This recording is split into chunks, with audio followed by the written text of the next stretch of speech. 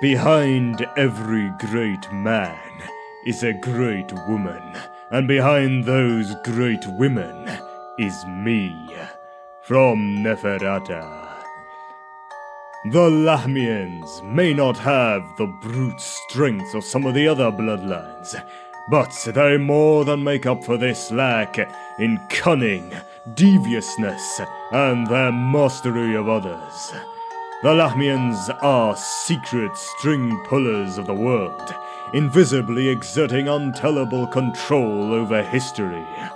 Their immortal plots are difficult for short-lived humans to see, and some that were set in motion in antiquity have yet to come to fruition.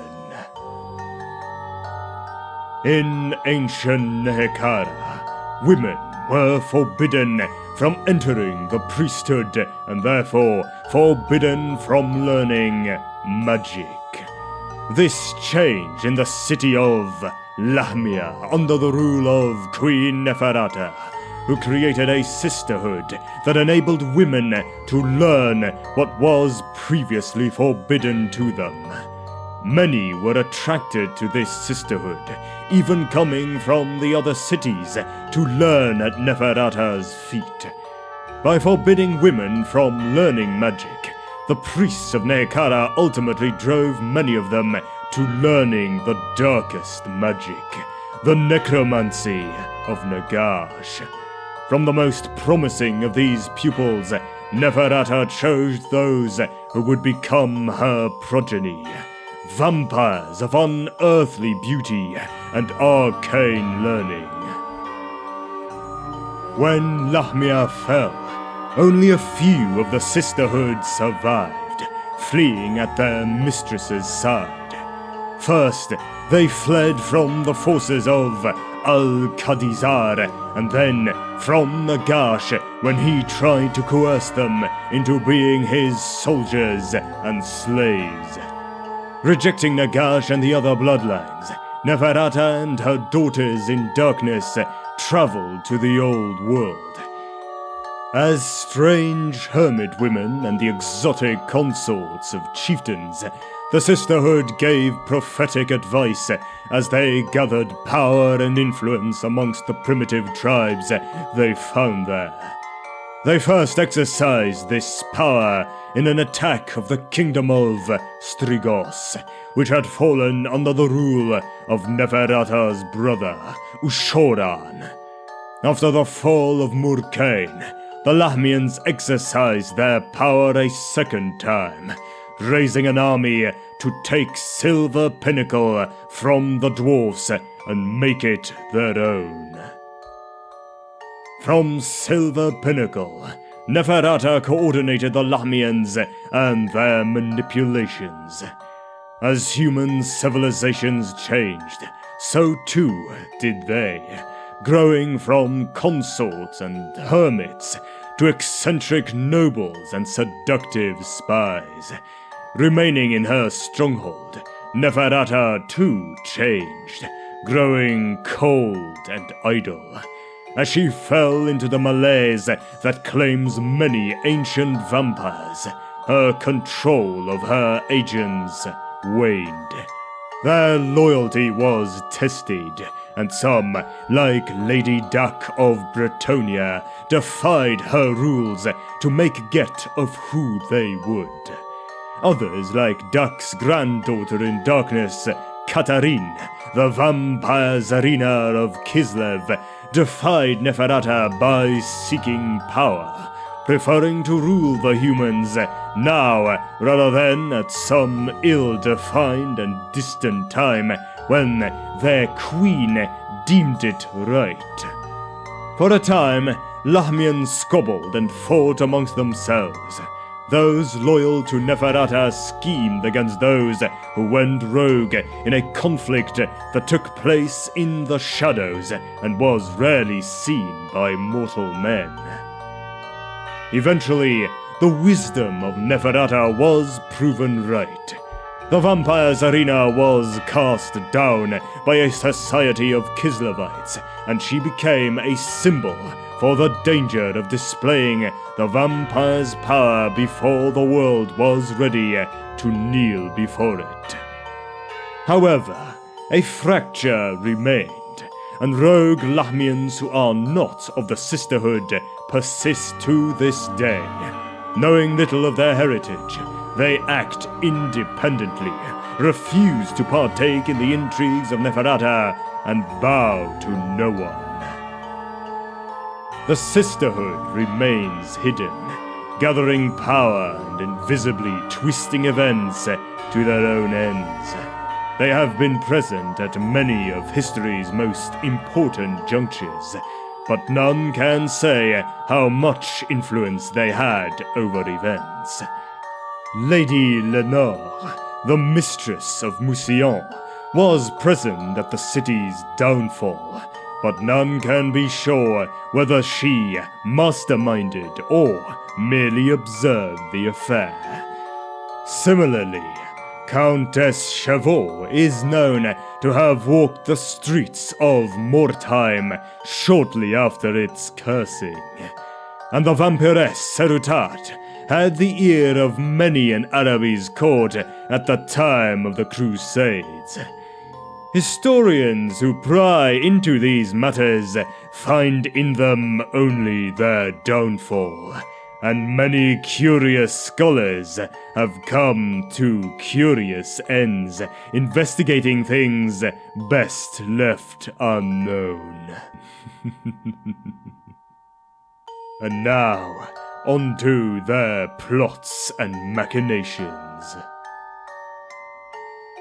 The ultimate aim of the LAHMIAN Sisterhood is the ultimate aim of Neferata herself, a triumphant return to the city of Lahmia, where she may rule as the queen of a new cult of blood that worships only her. This has not proven easy to achieve. Lahmia, indeed the entire land of the dead, is controlled by the Tomb Kings. Still, the Sisterhood sponsors expeditions to the land of the dead to battle these dread lords or to recover items belonging to them. The tomb robbers, crusaders, and explorers who make up these expeditions are unaware of the true motives of the mysterious women who act as their patrons. It would not be enough to regain Lahmia through force of arms if it were still a city of ruins. Lahmia must be regained as it was at its height, complete with a population of willing and worshipful slaves. To this end, the Sisterhood has devotees amongst the nobility, deluded pawns and lovers who will one day, when their dominion is complete, lead their people south. Additionally, those people must be willing blood cattle, unable to fight back. To this end, the LAHMIANS manipulate religious conflicts, stirring up the age-old enmity between the cults of Sigmar and Ulrich, Ulrich and Ronald, Ronald and Shalia, and so on. Simultaneously, they encourage humanistic ideas, helping agitators spread the word that the gods are deceivers who have grown weak and old and should be disowned. Their hope is to create a world in which the gods are abandoned, and without holy protection, their prey dare not resist. They have also protected mankind by strengthening them against other threats. It would achieve nothing to rule humanity, only to watch them fall before the forces of chaos. Nor would it do to have the old world fall to the von Carsteins, whose control of the nobility of Sylvania and periodic attempts to wage war on the Empire have been thorns in Neferata's side. She has grown to hate all of the other bloodlines over the years for their failure to hold Lahmia. Their betrayal when they allowed Vashanesh to lead them rather than her, and the sin of existing and daring to rival her. Amongst her goals is the downfall and enslavement of the other bloodlines. It was due to Neferata that the primitive tribes attacked Strigos. Nurgle found his passage into the Temple of Myrmidia, where his doom waited unguarded, and the Tsarevich Pavel Society strives against the infiltration of the von Carsteins to this day. And now, onto their society. Uniquely amongst the bloodlines, the LAHMIANS live alongside humanity, not in distant towers, castles, or crypts, but in the mansions and palaces of high society, as befits their station. They move invisibly amongst their victims, performing a dance that has many rules and complicated steps. At the top of the Lahmian society is Neferata. Though she rarely leaves the Silver Pinnacle, she remains in touch with her sisterhood through a network of mortal messengers and magical scrying. Her most favored servants are given the title Nuncio. They are envoys, secret diplomats charged with shaping history. They usually maintain households of loyal servants, including lower-ranked sisters and mortals who help them maintain the illusion of noble normality.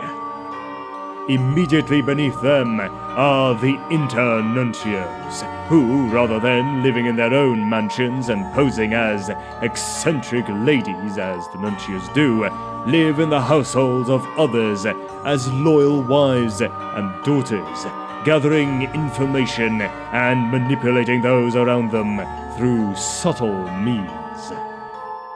Hiding in plain sight amongst the nobility is an easier task than it may seem.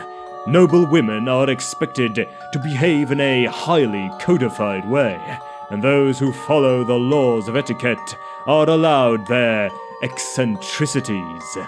Amongst the things proper ladies do not do is go out hunting, tour the estate, inspect the surrounding villages, or go to war. They remain at home, keeping house and maintaining their complexion.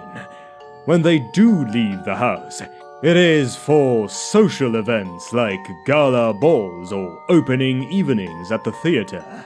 The majority of these events happen to take place at night. As staying up late is a privilege of the ruling class who do not need to rise early for a hard day's work, it is considered perfectly normal, even fashionable, for the wealthy to stay up until the early hours. Only peasants eat before dusk. High society dines as late as midnight. On occasions when they are required to go out by day, a ladylike parasol can prevent a Lahmian from visibly smoking in the sun should she be forced to step down from her covered litter or coach.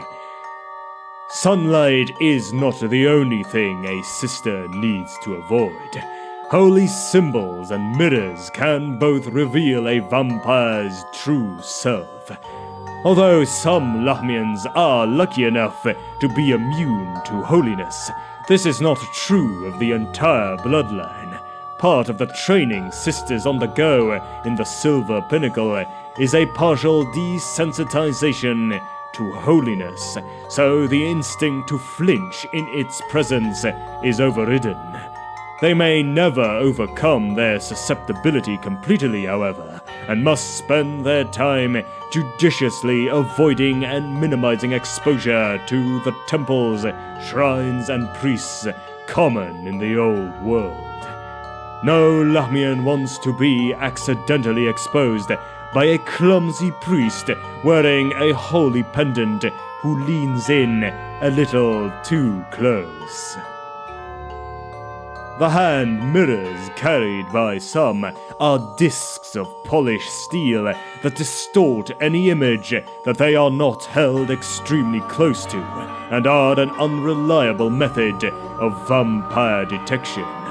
Real mirrors are too expensive for common folk, but in the homes of the wealthy, where the sisters dwell, wall mirrors are a status symbol.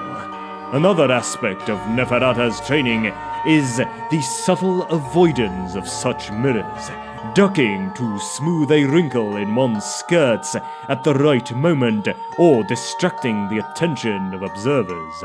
Sometimes a sister may resort to the clumsy method of accidentally breaking a mirror that threatens to expose her. In addition to the sisterhood are Neferata's handmaidens, the deathless court of the Silver Pinnacle. There, they learn the ways of the LAHMIANS, practicing their wiles on the foolish mortals who visit the pinnacle, hoping to trade with that community of isolated, rich strangers, discover the stores of knowledge they are reputed to hide, or gaze upon the most beautiful woman in the old world. The handmaidens also vie for Neferata's attention, practicing their manipulations on each other in the Deathless Court Society in miniature, where they may betray while smiling sweetly. There are also LAHMIANS in the wider world who are not loyal members of the Sisterhood, but rogue agents who do not bow to Neferata. Some use their abilities for their own ends, rejecting Neferata's dream of Lahmia reborn. Others disobey their queen for gentler reasons, as the example of Neferata and Vashanesh and even Vlad and Isabella shows. The hearts of vampires are vulnerable to more than merely sharpened stakes. Even the undead may know something akin to love. More than once, a LAHMIAN has grown too fond of her mortal target, and either refused to end his life when the order came, or made him her get, contrary to the wishes of Neferata. These rogues are shunned by their sisters, sometimes even hunted down and destroyed, though Neferata's loyal daughters find little pleasure in disposing of their wayward kin. And at last, onto their feeding and breeding process.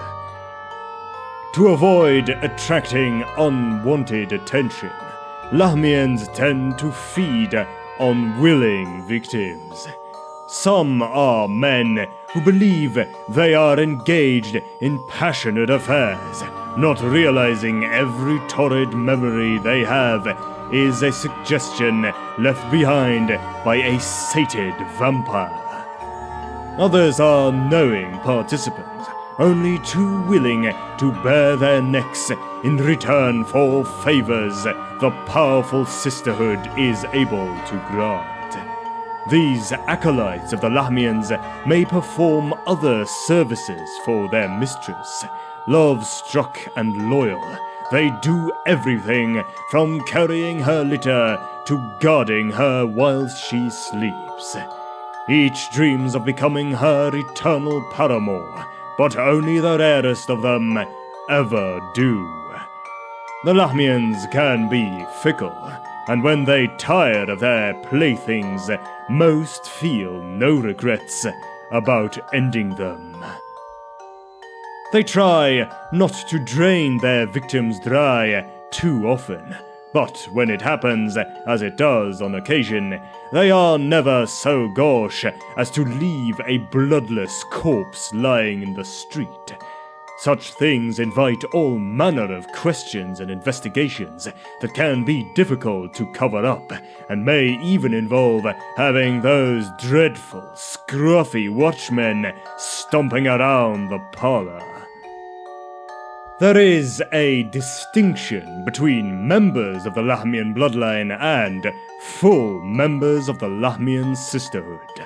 Young women with the desirable attributes, allure being one of them, are invited to join the bloodline and sent to the Silver Pinnacle, where they act as handmaidens to Neferata.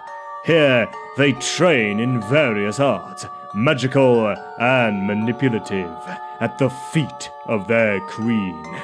Those who excel are made members of the sisterhood and sent into the world to further Neferata's aims. But there are those who do not join the sisterhood and remain at the Silver Pinnacle serving their queen, passing on their knowledge to the young bloods, and if they are truly favored by Neferata, tending to her many cats. Some LAHMIANS bypass this period of training and make the leap directly from mortal life into the sisterhood. Usually these are women in positions of power, useful to the LAHMIANS already, such as widows with control over their late husband's estates, or young ladies about to enter into prestigious marriages. They are promoted directly into the sisterhood and trained by their mothers in darkness in the field, so that they may keep their former identities and maintain the illusion of mortality. Rarer still are those males who impress them enough to be invited into the bloodline. It has been known to happen that an exceptional man joins the LAHMIANS, but although they join the bloodline, they are never allowed full access to the inner circle of the Silver Pinnacle and, of course, are never considered members of the sisterhood.